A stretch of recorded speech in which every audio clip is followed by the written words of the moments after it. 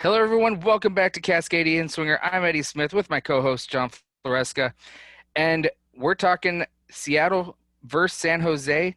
And Seattle decided they're going to kick off this match by scoring a touchdown and celebrate the NFL coming back.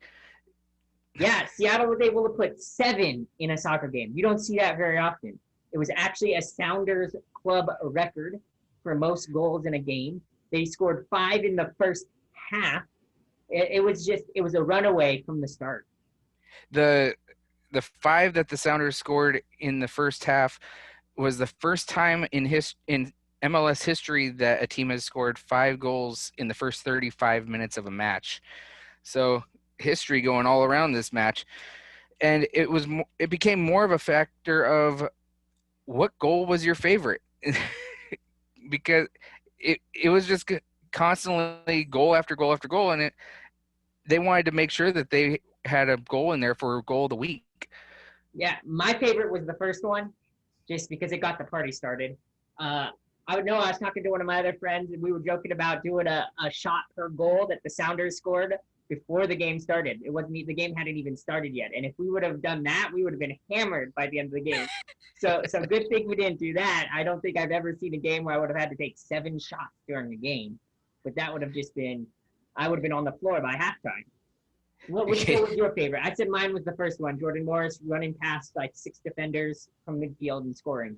Which one was your favorite? I kind of have to agree with that one. I absolutely loved Jordan Morris's goal.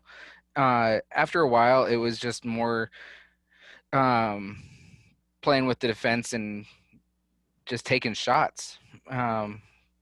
But Jordan Morris's goal was awesome, and so that's definitely my goal for the match.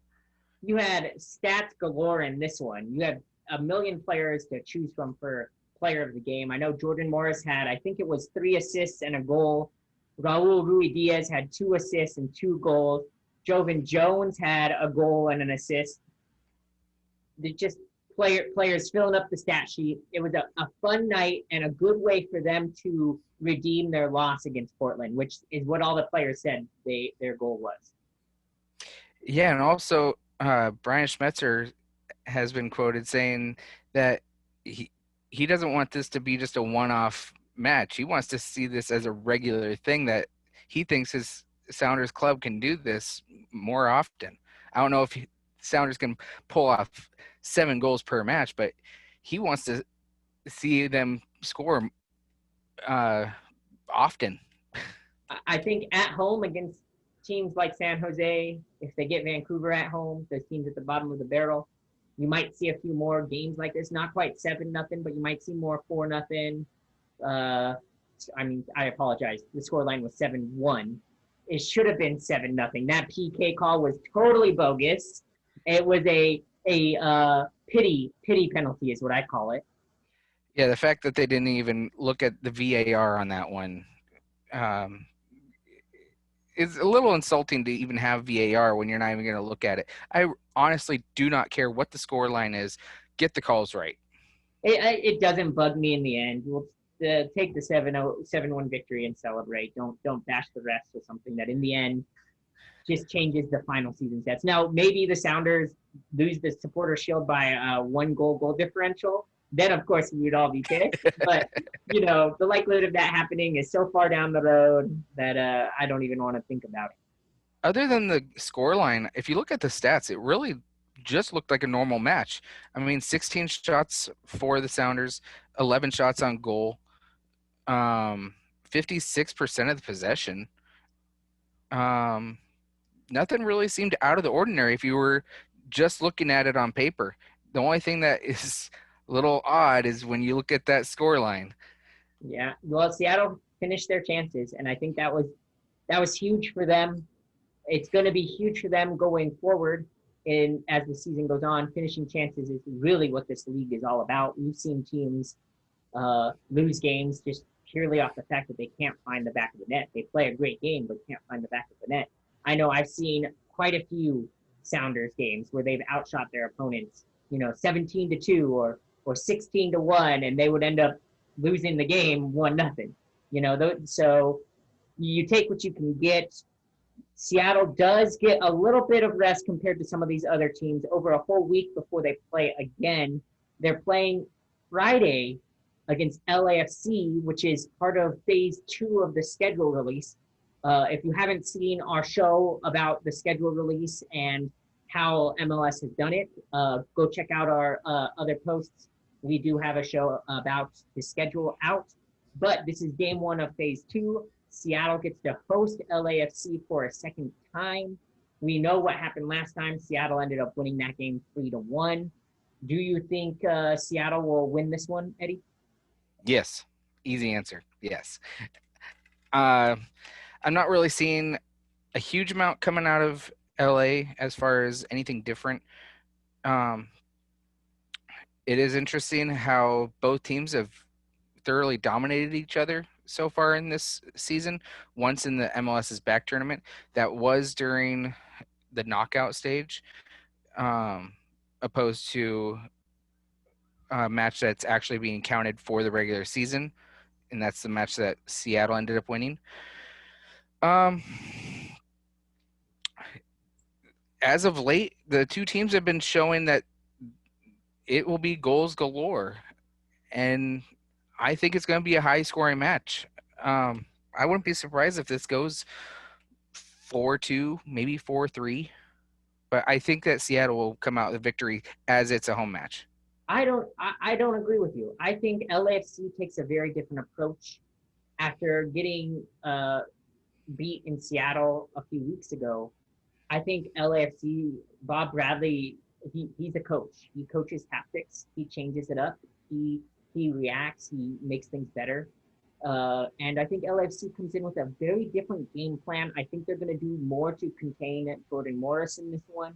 I think they're going to do more to keep Rui Diaz out of space because he scored that like 30-yard bomb last time against them. And there's also LAFC getting healthier. Atuesta just played again, came off the bench in their most recent match, and he was not available for their last game against Seattle. And a lot of people say that the two main reasons LAFC has been slumping this year is no Carlos Vela, no Edward Atuesta. Well, they get one of those two pieces back.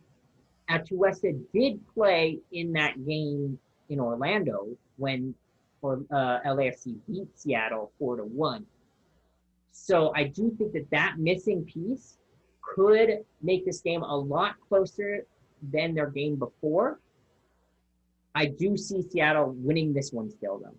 Do you think the schedule or the lineup change could help make this a lot closer than you originally predicted?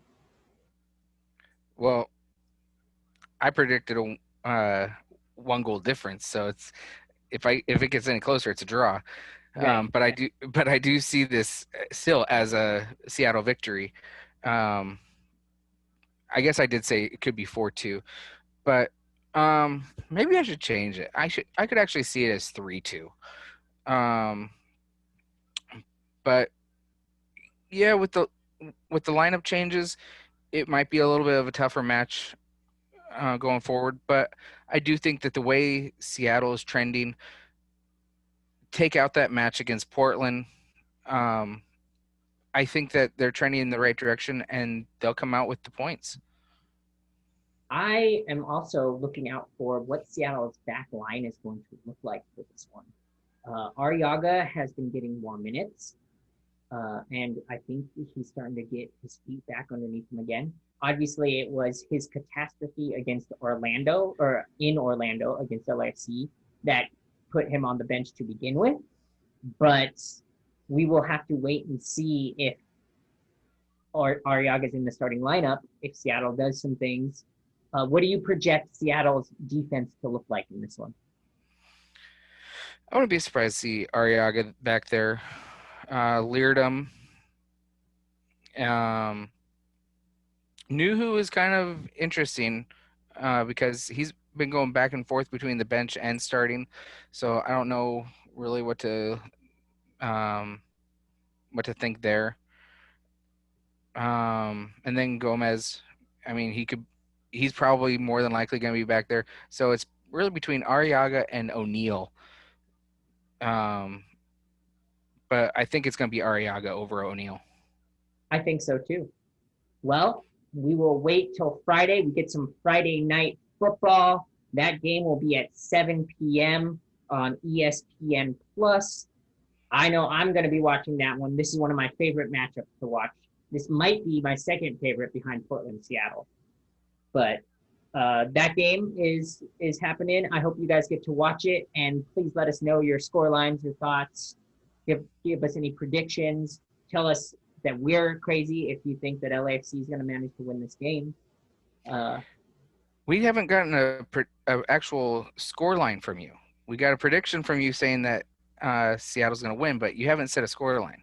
I got this one being 2-1, lower scoring game, much tighter affair, much more almost playoff feel atmosphere to it. Interesting. Well, these two have uh, been creating a rivalry with each other, which is something interesting to me that these two teams have started to create the rivalry. But we'll have to find out what happens on Friday, as you said. And like always, go Cascadia.